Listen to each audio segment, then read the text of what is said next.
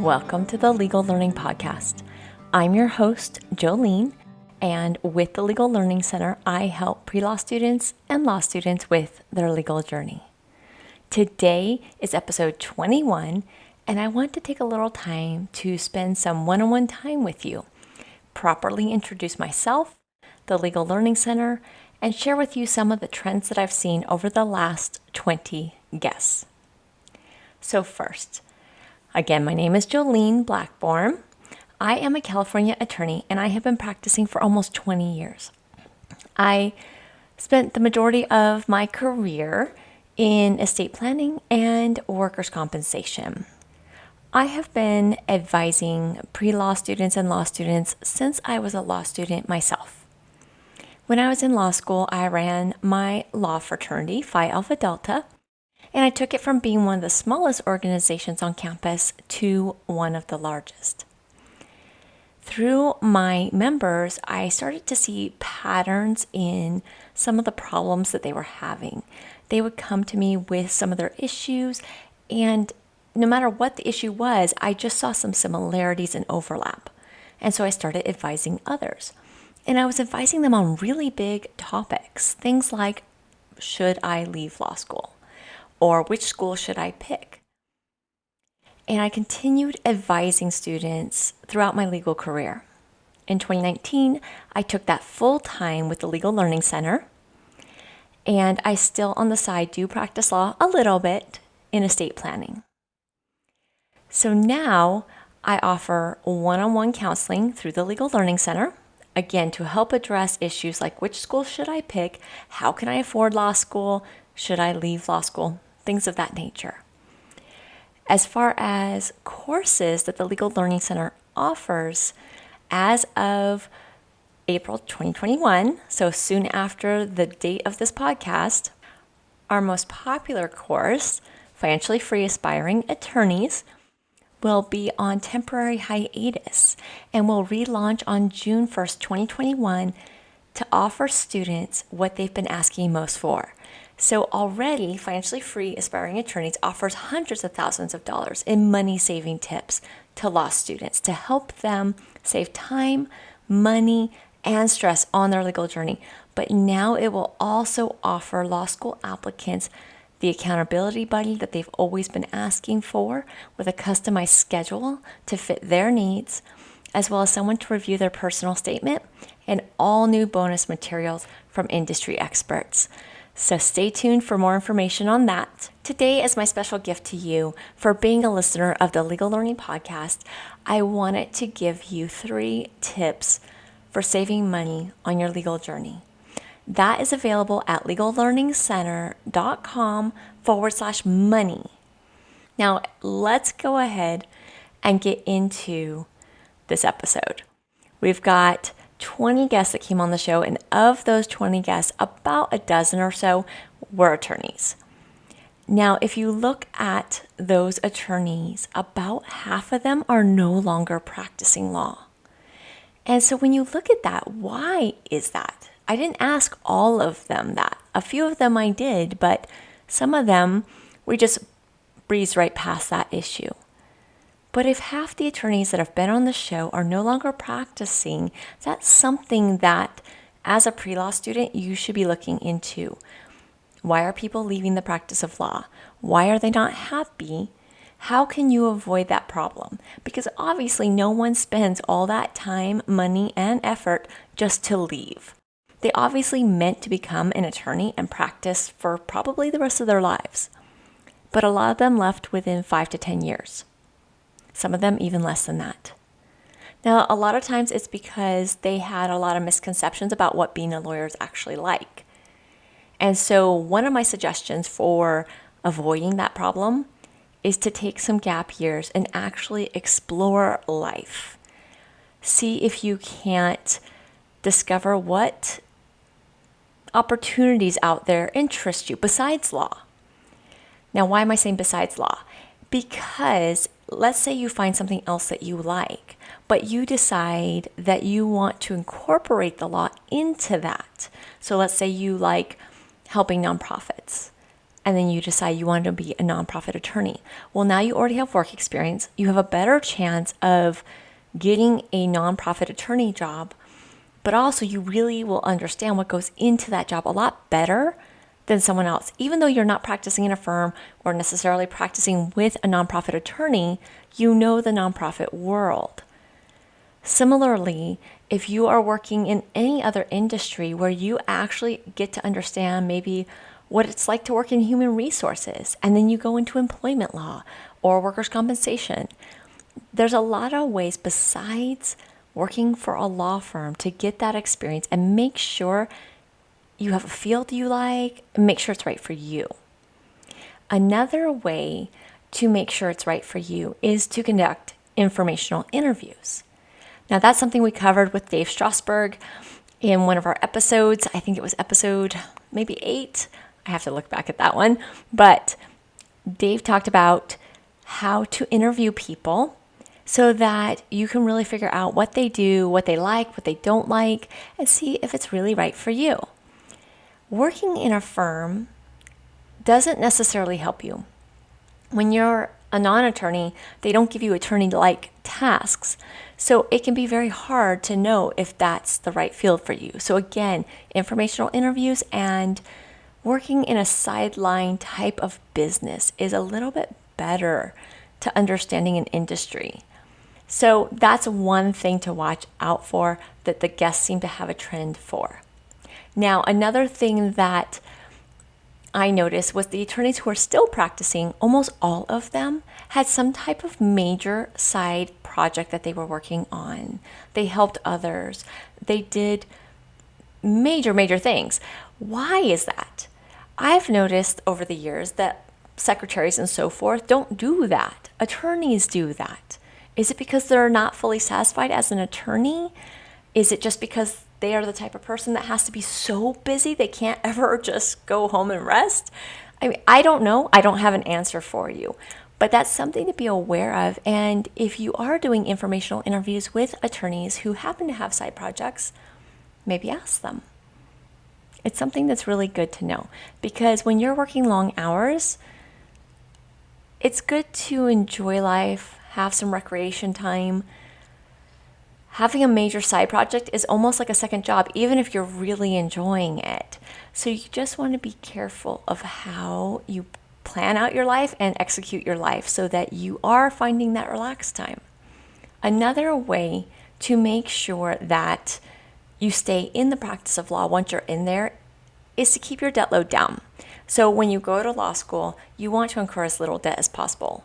And while in general, we all agree with that, here's how it impacts your career.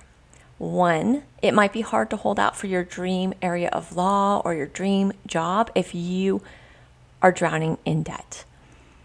2, a lot of times attorneys work for a bonus every month because they have so many bills, they need that money. Or they work the long hours, the high billable job in general, because they need that money. And again, it's not they're overspending, it's just that their lifestyle with these loans is so astronomical that once you have a basic car payment, a basic rent, and the student loan, you need to work all these hours. You have to work at a high billable firm or work for the bonus time or both. So if you don't want to work 1,000,000 hours a week, if you don't want to try and earn that bonus every month, keep that debt load down so that you can take a job that requires less billing. Of the 13 attorneys we had on, 8 of them recommended gap years, and many of them took gap years. And there's a lot of reasons why gap years are so important and really should be looked into even if you think you don't want to do them. If you're worried about losing your motivation because you take gap years, I just want to point out that your goal in life should not be to be an attorney. Your goal should be to be happy. And so if you take gap years and you decide you don't want to go to law school, that you're happy with your job, that you found a new path, there's nothing wrong with that. That's a good thing. So don't be afraid to lose direction, to lose motivation, because there's really no such thing. You're just finding your happiness. And if you find your happiness, That's good. All right, so gap years, other benefits. One is that you can save up for law school. You can pay cash for a year or more of law school. And if you need more help knowing how to do that, episode 1, Megan, she covers that she was only making something like $35,000 a year and managed to save about $1,000 a month. That's really good. I did the same thing when I took my gap years. I saved about $1,000 a month. So it's possible. You can do it. You just need to be focused on that plan. Now, let's just say that you save that money and you decide to not go to law school. Well, now you have money for a down payment on a house or a trip around the world. It's a win-win. There's no problem here. You're either paying cash for law school or you're doing something awesome with that money. But saving up while you can when you're fresh from college is a great plan, no matter what. The other thing that gap years can do for you is it can really relax your brain, give you a break so that you're rejuvenated when you go into law school. Everyone's worn out and tired after their 1L year, and so to go in fresh is fantastic. Another pattern I saw amongst the guests, and this was amongst the financial planners we had on the show, we had about 4 of them, they all said that it's never a bad time to get financial help. So don't be afraid just because you're drowning in debt to get that help. Now, the financial planners all had different perspectives. One was an ex-attorney, one had been through bankruptcy, one was more of a money mindset person and had paid cash for college, and another one worked with people in bankruptcy. So go back and listen to those episodes if you need any type of financial guidance or are trying to find someone to work with or just make a plan for the future. Making a plan can really help you succeed and can help you avoid some of the pitfalls, especially things like loan forgiveness. If you're going to work in nonprofit area, government, things like that, there are a million ways to mess that up. So you need to make sure you have someone helping you from day one to get that plan right. Another piece of advice I heard from a lot of different guests was that law school may be difficult, the LSAT and the bar exam as well, but doable.